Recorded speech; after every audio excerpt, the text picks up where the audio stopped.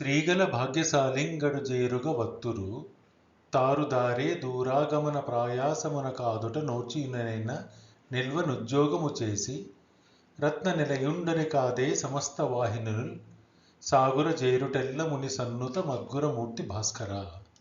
ఇది భాస్కర శతకం అండి.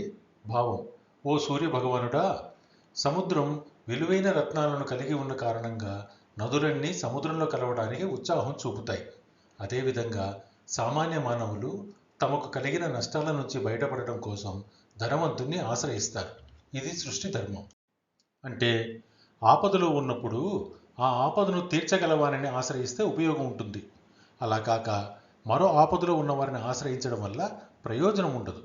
నదులన్నీ సముద్రంలోనే చేరడానికి కారణం సముద్రుడు రత్నాకరుడు కావడమే. అంటే ఎప్పుడైనా సరే మనకంటే అధిక స్థాయిలో ఉన్న వారినే ఆశ్రయించాలి. విద్యలో సందేహాలు కలిగినప్పుడు పండితులను ఆశ్రయిస్తే సందేహ నివృత్తి లభిస్తుంది.